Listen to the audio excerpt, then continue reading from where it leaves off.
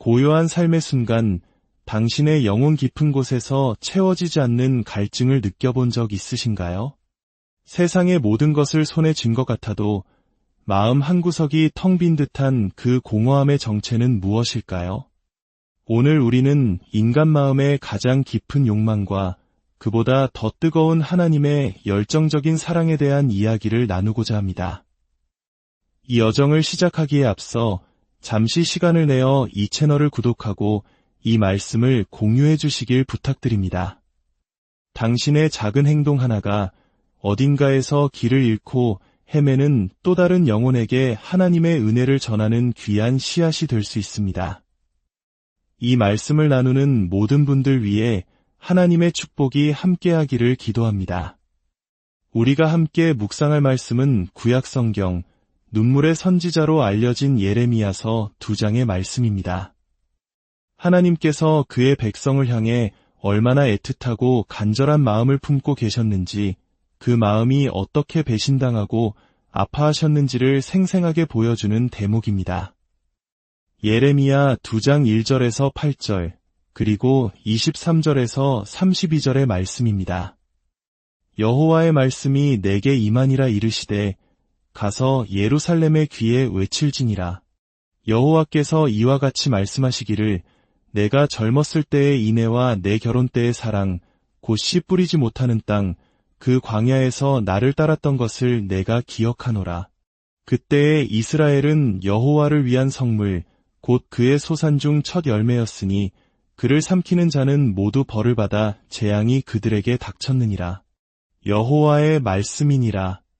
야곱의 집과 이스라엘 집의 모든 족속들아, 여호와의 말씀을 들으라. 나 여호와가 이와 같이 말하노라.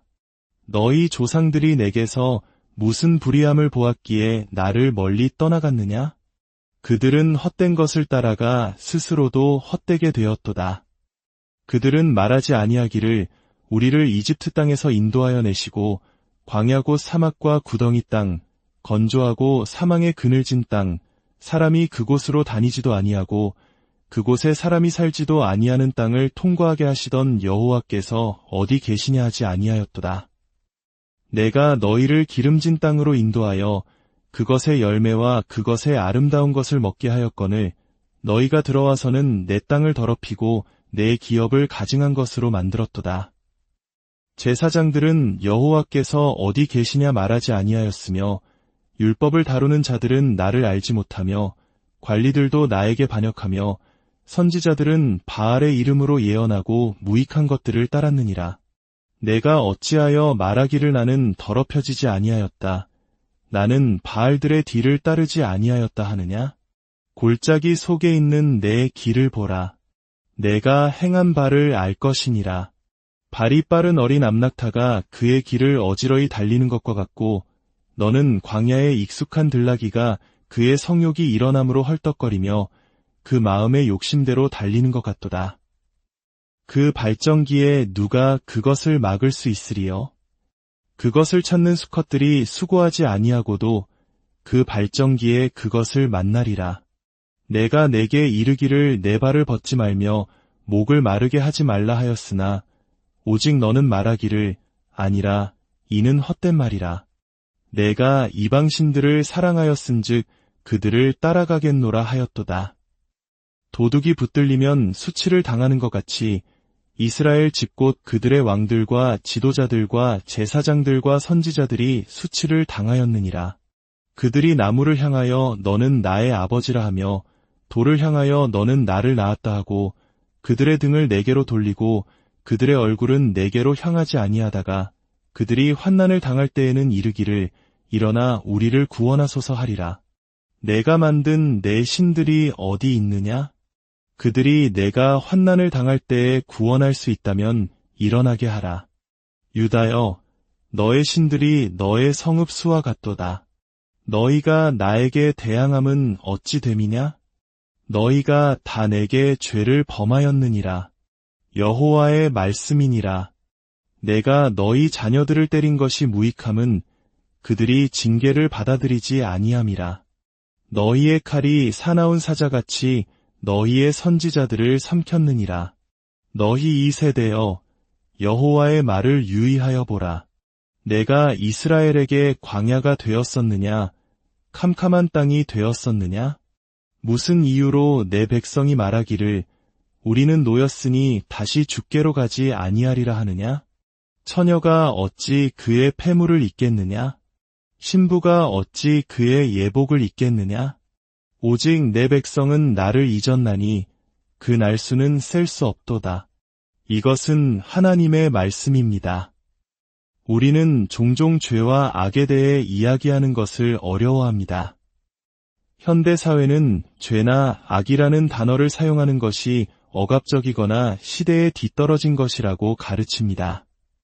하지만 우리 마음속에는 설명할 수 없는 죄책감, 세상의 불의를 향한 도덕적 분노가 분명히 존재합니다. 우리에겐 이 감정들을 표현할 정확한 언어가 부족한 것뿐입니다. 성경은 죄에 대해 우리가 생각하는 것보다 훨씬 더 깊고 풍부한 어휘를 제공합니다. 지난 시간 우리는 죄가 하나님을 축소시키는 것이며 그 결과가 영혼의 왜소함으로 이어진다는 것을 배웠습니다. 오늘 우리는 죄가 하나님을 다른 것으로 대체하는 것이며 그 결과가 영혼의 중독으로 이어진다는 것을 보게 될 것입니다. 예레미야의 이 예언은 영적으로 쇠퇴해가는 한 국가를 향한 하나님의 애끓는 외침입니다. 이 말씀을 통해 우리는 세 가지 역학을 발견하게 됩니다. 바로 영적 끌림의 역학, 영적 중독의 역학, 그리고 영적 회복의 역학입니다. 첫째, 영적 끌림의 역학입니다. 예레미야는 놀랍도록 강렬한 성적인 이미지를 사용하여 하나님과 우리 사이의 관계를 묘사합니다. 그는 이스라엘 백성이 우상을 숭배하는 것을 마치 한 여인이 다른 남자에게 자신을 내어주는 것에 비유합니다. 20절에는 이런 구절이 있습니다. 모든 높은 언덕과 모든 푸른 나무 아래에서 너는 몸을 굽혀 행음하였느니라. 히브리어 원문은 훨씬 더 노골적입니다. 대부분의 번역본은 우리가 너무 민감할까 봐 순화했지만 하나님께서는 왜 이토록 충격적인 이미지를 사용하셨을까요? 그것은 단순히 우리의 주목을 끌기 위함이 아닙니다. 여기에는 깊은 가르침이 담겨 있습니다. 하나님은 말씀하고 계십니다. 바로 지금 당신의 영혼 깊은 곳에서 육체적인 끌림만큼이나 아니 그보다 더 강력한 영적인 끌림이 일어나고 있다고 말입니다. 당신은 영적으로 무언가와 함께 누워있고 무언가의 품에 자신을 맡기고 있습니다. 그리고 그것과의 영적인 관계는 육체적인 관계만큼이나 강력하고 모든 것을 지배합니다. 생물학적으로 우리는 혼자서는 생명을 이어갈 수 없습니다. 남성과 여성이 만나야만 새로운 생명이 탄생하듯 우리는 본질적으로 불완전한 존재입니다. 이 생물학적 불완전함이 바로 그토록 강력한 육체적 끌림의 근원 중 하나입니다. 하나님께서는 이와 똑같은 원리가 우리의 영혼에도 적용된다고 말씀하십니다. 당신은 혼자 힘으로 삶의 의미를 만들어낼 수 없습니다. 스스로의 가치를 증명할 수도 영원한 안정감을 확보할 수도 없습니다. 우리 모두는 삶의 의미를 필요로 하고 가치를 인정받고 싶어하며 안전하기를 바랍니다. 하지만 이 모든 것은 우리 자신에게서 나올 수 없습니다. 마치 우리가 혼자서 생명을 잉태할 수 없는 것처럼 영적으로도 우리는 스스로를 구원할 수 없습니다. 나는 나 자신을 사랑하는 것만으로 충분해라고 말할 수 없습니다. 나는 나의 행복만을 위해 살 거야 라고 다짐해도 진정한 의미를 찾을 수 없습니다. 당신의 의미, 가치, 안정감의 원천은 반드시 당신 외부에 무언가여야만 합니다. 그래서 당신의 영혼은 비어있는 두 팔과 같습니다. 텅 빈 마음입니다. 그 빈 공간을 채우기 위해 당신은 필사적으로 무언가를 쫓아 달려갑니다. 그것이 어떤 사람이든, 어떤 목표든, 어떤 관계든 어떤 소유물이든 말입니다. 만약 당신의 영혼의 연인이 하나님이 아니라면, 만약 당신이 영적으로 하나님의 품 안에 있지 않다면 당신은 분명 다른 무언가와 영적으로 동침하고 있는 것입니다. 당신은 너무나 깊고 심오한 영역에서 다른 무언가에게 당신 자신을 내어주고 있습니다. 하나님은 이것이 육체적으로 누군가와 잠자리를 갖는 것과 영적으로 똑같은 행위라고 말씀하시는 겁니다. 당신의 영혼은 그만큼 벌거벗겨져 있고 취약하며 그것에 종속되어 있습니다. 둘째, 영적 중독의 역학입니다. 하나님의 품을 떠나 다른 무언가의 품에 안기는 순간 당신은 깊은 문제에 빠지게 됩니다. 바로 중독의 굴레에 갇히게 되는 것입니다. 그 첫 단계는 어떤 대상을 승격시키는 것입니다. 27절을 보십시오. 그들이 나무를 향하여 너는 나의 아버지라 하며 돌을 향하여 너는 나를 낳았다 하고, 나무와 돌 자체는 죄가 아닙니다. 하나님이 만드신 선한 것들입니다. 하지만 당신은 그것들을 가져다가 삶의 가장 높은 자리에 올려놓고 말합니다. 당신이 나를 만들었습니다. 당신이 나를 정의합니다. 당신이 나의 아버지입니다.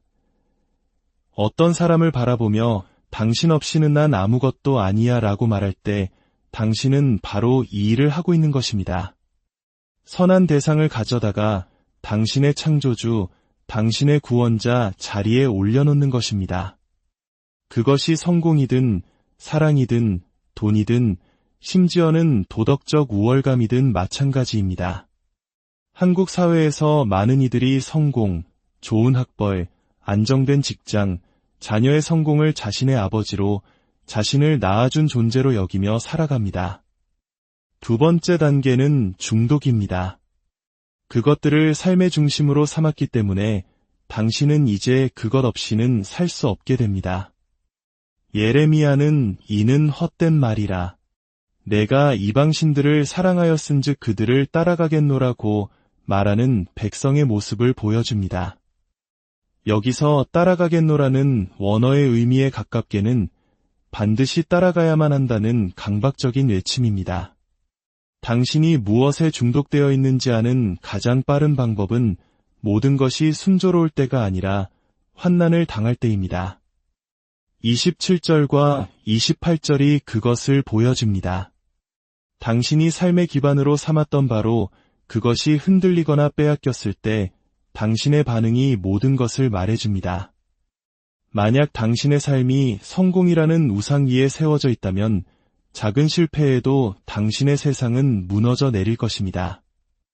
만약 사랑이 당신의 우상이라면 관계의 작은 균열에도 당신은 극심한 고통을 겪을 것입니다. 마치 알코올 중독자가 술 없이는 견디지 못하는 것처럼 당신은 당신의 우상 없이는 견딜 수 없게 됩니다. 하나님께서는 바로 그때 우리에게 도전적으로 물으십니다. 내가 만든 내 신들이 어디 있느냐? 그들이 내가 환난을 당할 때에 구원할 수 있다면 일어나게 하라. 당신의 인생을 배우자에게 걸었다면 언젠가 둘 중 한 명은 남겨지게 될 것입니다. 그때 그 사람이 당신을 구원할 수 있겠습니까? 당신의 인생을 도덕적 완벽함에 걸었다면 당신이 넘어지고 실패했을 때 그 도덕성이 당신을 구원해 줄 수 있겠습니까? 오히려 그 완벽함의 기준이 당신을 더 깊은 죄책감의 나락으로 떨어뜨릴 것입니다. 우리는 환난 속에서 내가 내 삶의 전부라고 믿었던 것들이 사실은 나를 구원할 힘이 없는 헛된 것이었음을 처절하게 깨닫게 됩니다. 이것이 바로 영적 중독의 비참한 결말입니다. 셋째, 그렇다면 이 치명적인 끌림에서 벗어날 길은 없는 것일까요? 영적 회복의 역학입니다. 예레미야서는 우리에게 회복의 길, 자유를 향한 세 가지 놀라운 방법을 제시합니다. 첫 번째, 죄에 대한 당신의 이해를 인격적으로 만드십시오. 2절과 3절을 다시 보십시오. 내가 젊었을 때의 인애와 내 결혼 때의 사랑, 광야에서 나를 따랐던 것을 내가 기억하노라. 하나님은 우리와의 관계를 마치 각 결혼하여 사랑에 빠진 신혼부부의 모습으로 그리고 계십니다. 모든 것이 부족하고 어려웠던 광야 시절, 오직 서로만을 바라보며 행복했던 그 뜨거운 사랑의 순간을 추억하고 계십니다. 만약 당신이 죄를 단지 하나님의 법을 어기는 것으로만 이해한다면 당신은 스스로를 꾸짖고 다른 사람을 정죄하는 율법주의자가 될 것입니다. 그리고 꾸짖음은 더 큰 반항심만 불러일으킬 뿐입니다. 하지만 성경은 죄가 단순히 법을 어기는 행위가 아니라 하나님의 마음을 아프게 하는 것이라고 가르칩니다. 이것은 마치 우리가 깊이 사랑하고 신뢰했던 배우자에게 배신당했을 때 느끼는 그 찢어지는 고통과 같습니다. 하나님은 우리에게 당신의 마음을 주셨습니다. 당신의 마음 중심에 우리를 두셨습니다. 그런데 우리가 하나님보다 다른 것을 더 사랑할 때 우리는 그분의 마음에 칼을 꽂는 것과 같습니다. 당신의 죄가 하나님의 마음을 얼마나 아프게 하는지 깨닫게 될 때 꾸짖음으로는 녹지 않던 당신의 완고한 마음이 비로소 녹아내리기 시작할 것입니다. 이것은 한국 문화에서 말하는 깊은 정이 배신당했을 때의 슬픔과도 비견될 수 있을 것입니다. 그 아픔을 이해할 때 우리는 비로소 죄의 무게를 깨닫게 됩니다. 두 번째, 은혜를 기억하십시오. 6절에서 백성들은 우리를 이집트 땅에서 인도하여 내시던 여호와께서 어디 계시냐고 묻지 않았다고 책망받습니다. 그들이 우상 숭배에 빠진 근본적인 이유는 바로 구원의 은혜를 잊어버렸기 때문입니다. 당신을 지배하는 거짓 신들에게서 벗어나는 두 번째 방법은 예수 그리스도께서 당신을 위해 행하신 일이 무엇인지 영적으로 생생하게 기억하고 묵상하는 것입니다.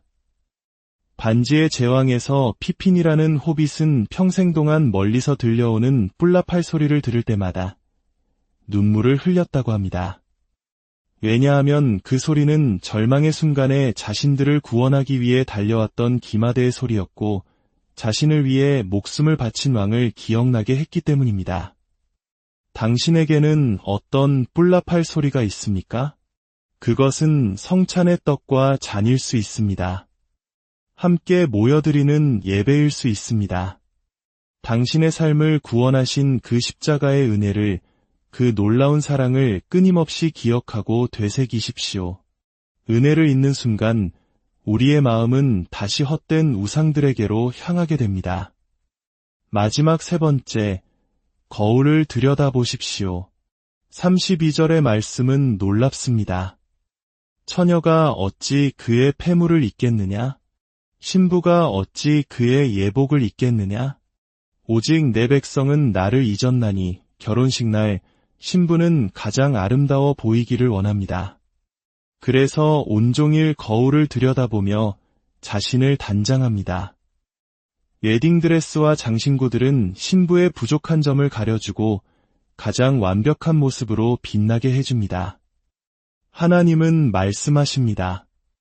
너희가 세상의 것들로 너희의 영적인 부족함을 가리고 스스로를 아름답게 만들려고 애쓰고 있다고 말입니다. 성공, 인정, 사랑, 부유함이라는 장신구로 자신을 치장하려 합니다.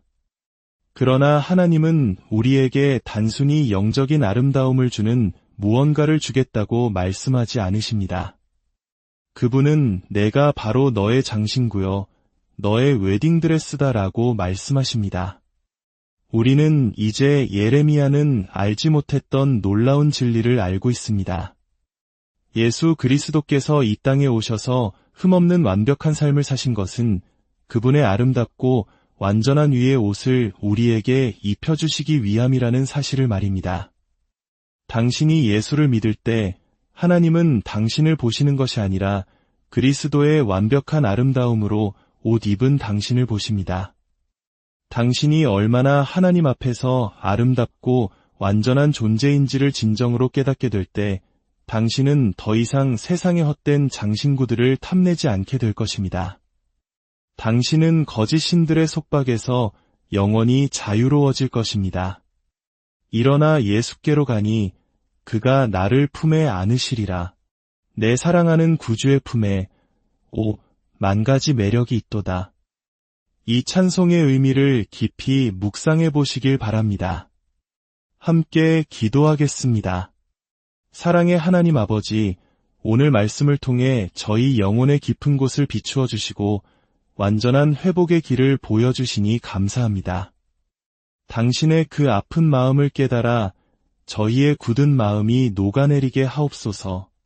우리를 구원하신 십자가의 은혜를 매 순간 기억하며 살게 하옵소서. 그리고 무엇보다 당신의 아들 예수 그리스도께서 우리를 위해 행하신 일, 아니 우리 자신이 되어주신 그 놀라운 진리 안에서 우리가 얼마나 아름다운 존재인지를 깨닫게 하여 주시옵소서.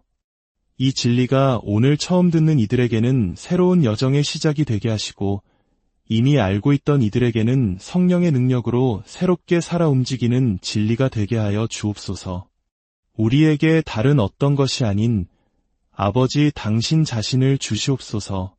이 모든 기도 우리 주 예수 그리스도의 이름으로 기도드립니다. 아멘.